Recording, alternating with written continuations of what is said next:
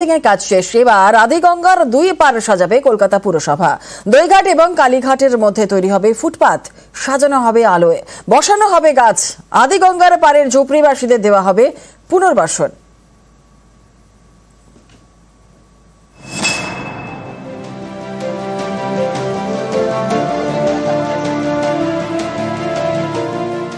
আদিগঙ্গা গঙ্গার শাখা নদী কলকাতার মধ্যে দিয়ে বয়ে চলে গিয়েছে দক্ষিণ 24 পরগনায়। এই নদীপথে কালীঘাট এবং দইঘাটের মধ্যে ড্রেজিং এর কাজ শেষ। এই অংশে এবার দুপার সাজিয়ে তোলা হবে। উদ্যোগ নিয়েছে কলকাতা পুরসভা। আদিগঙ্গার দুই পাড়ে থাকবে ফুটপাত, সাজিয়ে তোলা হবে আলোয়, বসানো হবে গাছ।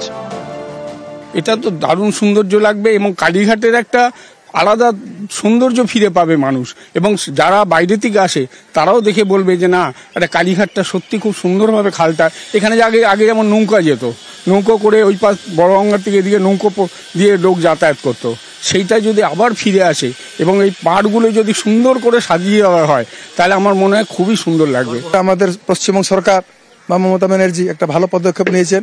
পুরো গঙ্গা আগে ড্রেজিং হয়ে গেছে, এবার সব ঘাটগুলো, এই ঘাটটা বলে নয়, সব ঘাটগুলো সৌন্দর্যকরণ হবে। সেক্ষেত্রে কিন্তু জায়গা স্পেস দরকার সৌন্দর্যকরণের জন্য। সেই জায়গার জন্য আমাদের যাদের গঙ্গা পাড়ে বাস করি, বসতি আছে, কিছুটা ছাড় দিতে হবে। না, আমরা রাজি। কালীঘাট থেকে দইঘাট আদিগঙ্গার পাড়ে রয়েছে বেশ কয়েকটি বস্তি। এসব বস্তির বাসিন্দাদের পুনর্বাসন দেবে কলকাতা পুরসভা। দেওয়া হবে বাংলার বাড়ি। তারপরে শুরু হবে সাজানোর কাজ।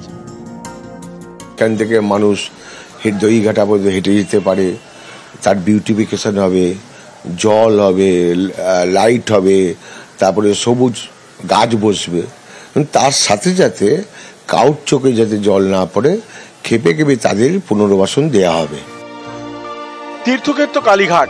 ভবিষ্যতে কালীঘাটের আদিগঙ্গা থেকে জলপথ পরিবহন চালু করতে চায় রাজ্য সরকার, যাতে দক্ষিণেশ্বর এবং বেলুড়ের সঙ্গে জোড়া যায়। এগুলো সব আমরা অলরেডি বাংলার বাড়ি করতে শুরু করে দিয়েছি। কেওড়া পুকুর আর অরফনগঞ্জে অলরেডি আমরা প্রজেক্ট শুরু করে দিয়েছি। এদের সবাইকে কাউকে উচ্ছেদ করব না, আদিগঙ্গার পাশ থেকে তুলে নিয়ে গিয়ে সবাইকে ওইখানে রাখবো, সবাইকে অ্যালটমেন্ট করবো। কলকাতার দইঘাট থেকে শুরু আদিগঙ্গা। এই শাখা নদীর সঙ্গে জড়িয়ে কয়েকশো বছরের ইতিহাস। একসময় নদীপথে বাণিজ্যের অন্যতম বড় মাধ্যম ছিল এই নদী। 1717 সালে আদিগঙ্গার সংস্কার করেন এডওয়ার্ড সারম্যান। 1773 সালে কর্নেল উইলিয়াম টালি আদিগঙ্গার খনন করে গভীরতা বাড়ান, সার্কুলার খালের সঙ্গে যুক্ত করেন। তখন নাম হয় টালি নালা।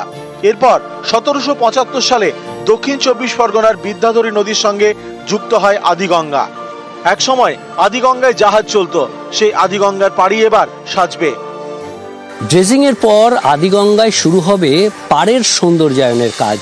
কালীঘাট তীর্থক্ষেত্র এবার পর্যটন কেন্দ্রে আরো এক ধাপ এগিয়ে যাবে। আর এই সৌন্দর্যায়নের কাজে যারা ক্ষতিগ্রস্ত হবেন সেই ঝুপড়িবাসীদের জন্য বাংলার বাড়ি উপহার কলকাতা পুরসভার।